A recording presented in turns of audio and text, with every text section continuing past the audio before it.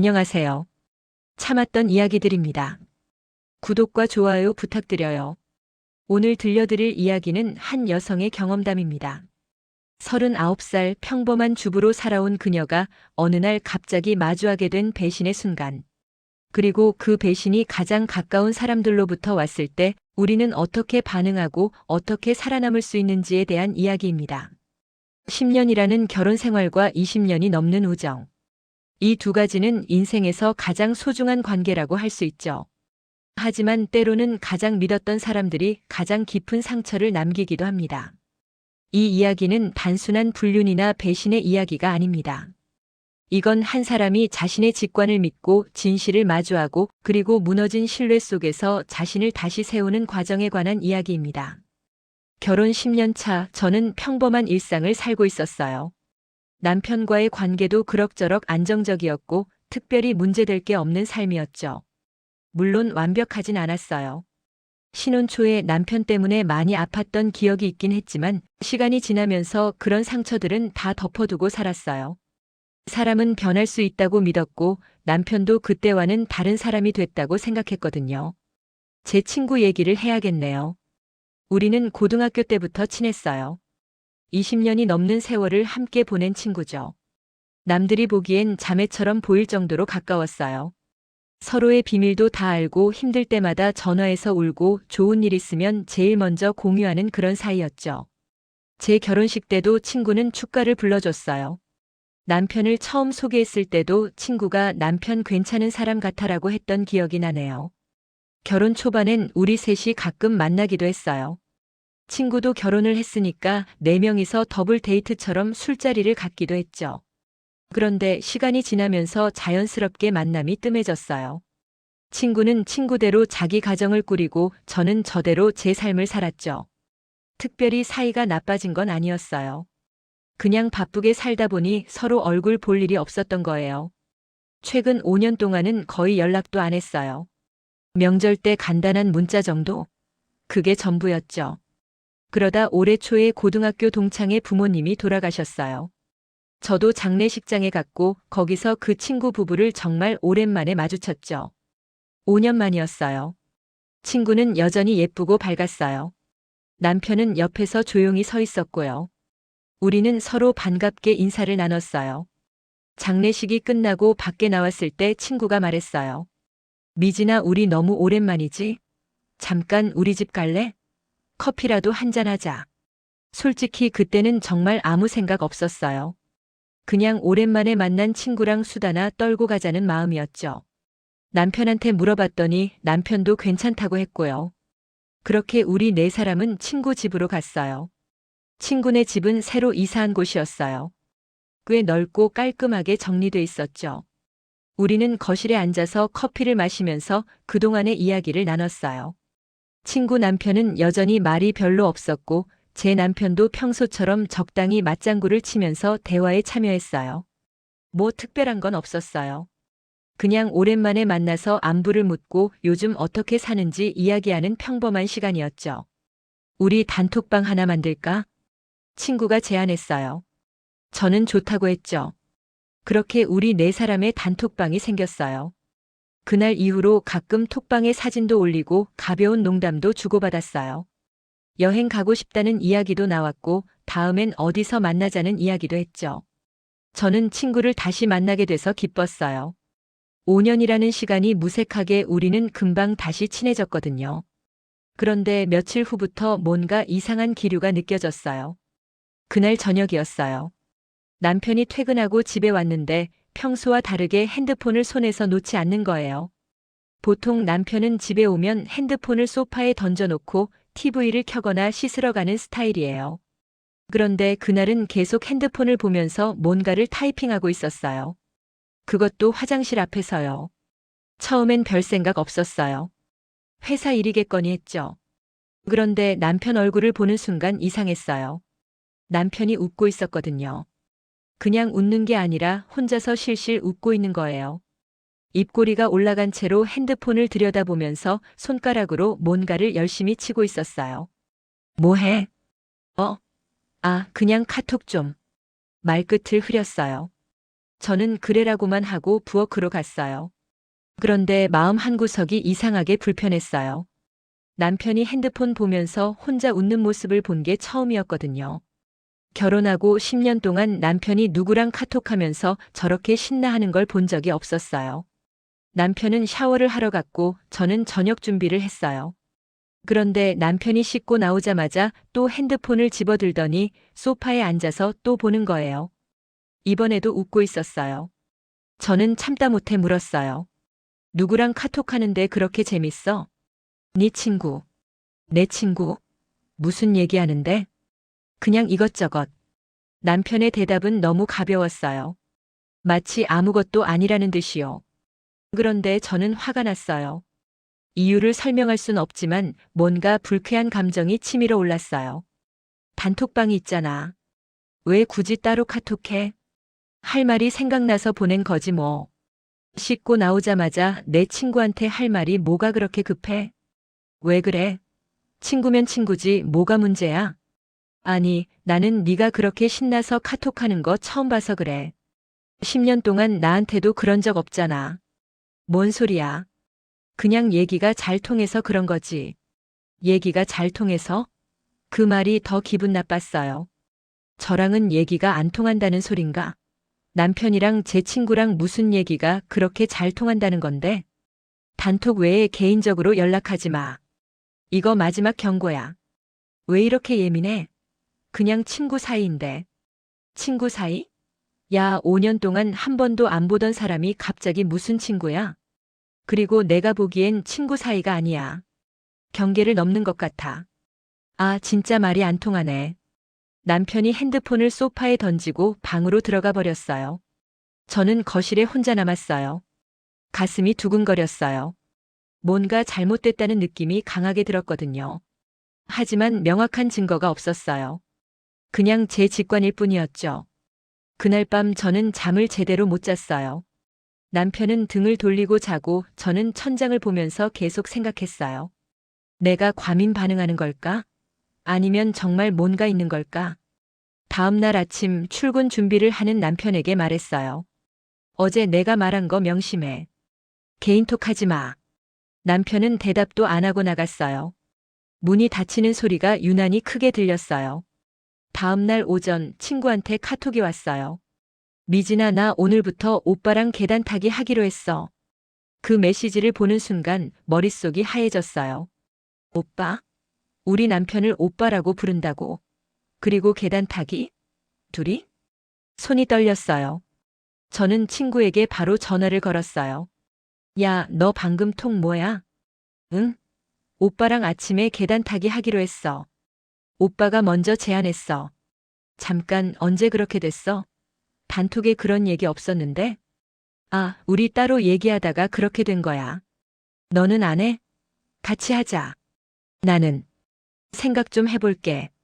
전화를 끊고 멍하니 앉아 있었어요. 계단 타기가 문제가 아니었어요. 남편이 제 친구랑 따로 대화를 계속하고 있다는 게 문제였죠. 제가 어제 그렇게 말했는데도 불구하고요. 저녁에 남편이 들어왔어요. 저는 최대한 차분하게 물었어요. 오늘 계단 타고 왔어? 아니, 거짓말이었어요. 수지가 오전에 오빠랑 계단 타기 하기로 했다고 했으니까요. 근데 남편은 안 했다고 거짓말을 한 거예요. 제 심장이 쿵쿵거렸어요. 그래. 근데 수지는 오빠랑 계단 타기 하기로 했다고 나한테 말했는데? 아, 그게. 아침에 얘기는 했는데 실제로 못했어. 왜 거짓말했어? 거짓말 아니고 진짜 못했어.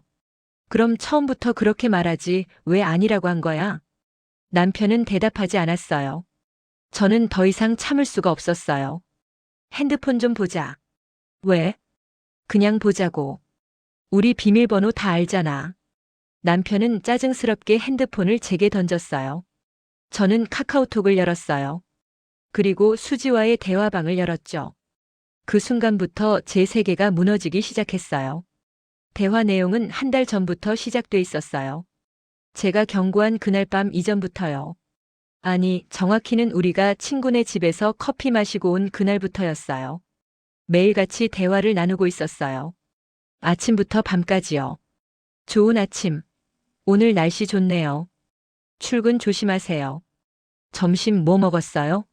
전 김치찌개 먹었어요. 다리가 많이 가늘던데 살 좀 찌우셔야겠어요.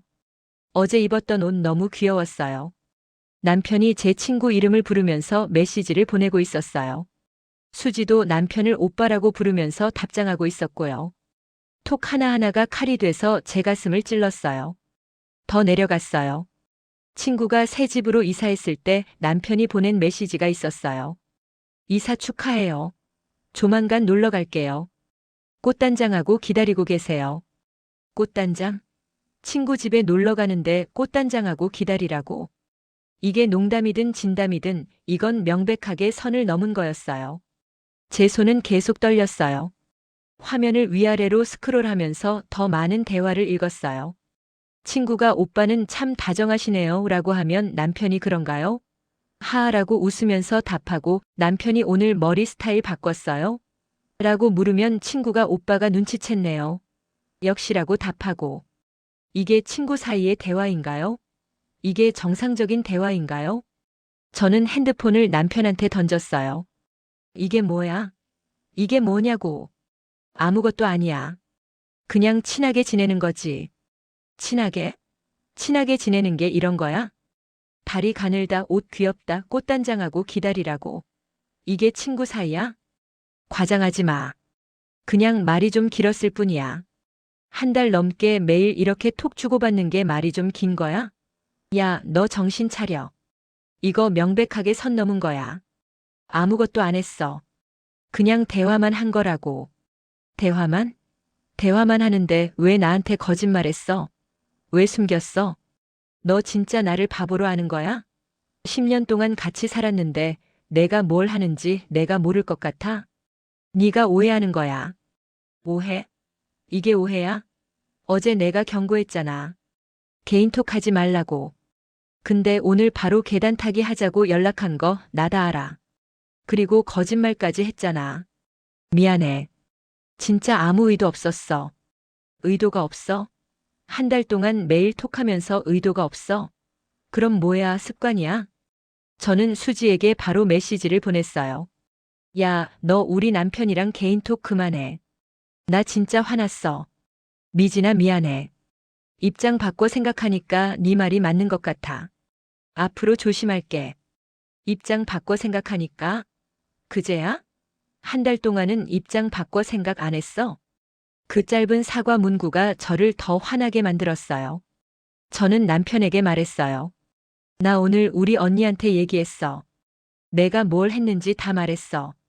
왜 그런 걸 처형한테 말해? 쪽팔리게. 그 말을 듣는 순간 모든 게 끝났어요.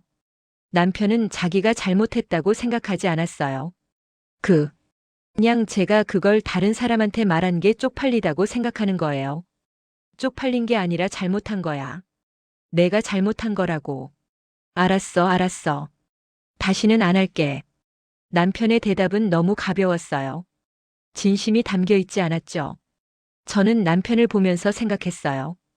이 사람이 정말 내 남편이 맞나? 10년을 같이 살았는데 이렇게 낯선 사람일 수 있구나. 그날 밤 저는 잠을 못 잤어요. 옆에서 코 고는 남편을 보면서 온갖 생각이 다 들었어요. 이혼해야 하나? 아니면 참고 살아야 하나? 그냥 대화만 나눈 거니까 괜찮은 건가? 아니면 이미 선을 넘은 건가? 머릿속이 복잡했어요. 하지만 한 가지는 확실했어요. 제 마음속에서 남편에 대한 신뢰가 완전히 무너졌다는 것. 그리고 그 신뢰는 다시 쌓을 수 없다는 것. 다음 날 아침 남편이 출근하고 나서 저는 옛날 일기를 꺼내봤어요. 신혼 초에 썼던 일기들이요. 거기엔 남편 때문에 울었던 날들이 기록돼 있었어요. 남편의 무심한 말 한마디에 얼마나 상처받았는지, 남편이 다른 여자를 힐끔거리는 걸 보고 얼마나 서러웠는지. 그때도 남편은 똑같이 말했었어요. 과민 반응이야, 오해야, 의도 없었어. 저는 그 말들을 믿었어요. 사람은 변할 수 있다고 생각했으니까요. 하지만 지금 보니 남편은 변하지 않았어요. 똑같은 패턴을 반복하고 있었던 거예요. 그날 오후 수지한테 전화가 왔어요. 받지 않았어요. 문자가 왔어요. 미진아 미안해. 전화 좀 받아줘라고 썼더라고요. 저는 답장했어요. 미안하다는 말 받았어. 근데 그게 진심인지 모르겠어. 너도 알잖아. 내가 신혼 때 얼마나 힘들었는지. 그걸 알면서 왜 그랬어? 친구한테서 답장이 왔어요. 정말 미안해. 나도 생각이 짧았어. 용서해줘. 용서는 시간이 필요해. 지금은 너랑 얘기하고 싶지 않아. 친구는 더 이상 연락하지 않았어요. 단톡방도 나갔어요. 남편도 저한테 말을 잘 안 걸었어요. 집안의 공기는 무겁고 차가웠어요. 며칠 후 저는 남편에게 말했어요. 우리 진지하게 대화 좀 하자. 나는 내가 한 일을 쉽게 용서할 수 없어.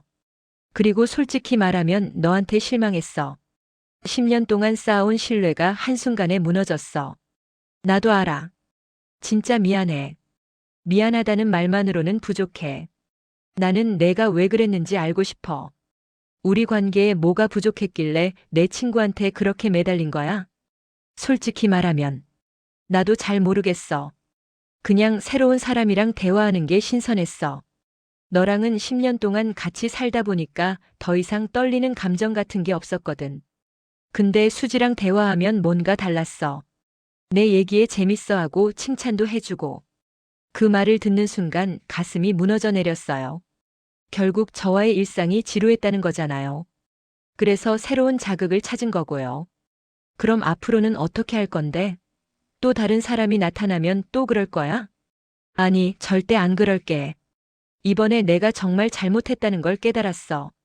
말은 쉽지. 행동으로 보여줘. 어떻게? 커플 상담 받자. 우리 둘 다 전문가 도움이 필요해. 핸드폰 비밀번호 공유하고 언제든 서로 볼 수 있게 하자. 내 친구들이랑 개인적으로 연락하지 마. 이 세 가지만 지켜. 남편은 잠시 망설이다가 고개를 끄덕였어요. 알았어. 그렇게 할게. 만약 한 번이라도 다시 이런 일이 생기면 그땐 정말 끝이야. 난 2번 다시 이런 감정을 느끼고 싶지 않아. 알았어. 약속할게. 그러던 어느 날 친구한테서 긴 문자가 왔어요. 미진아, 정말 오랜만이야. 그동안 너무 미안했어. 매일 네 생각하면서 내가 얼마나 멍청했는지 깨달았어. 네가 신혼 때 얼마나 힘들었는지 나도 다 알고 있었잖아.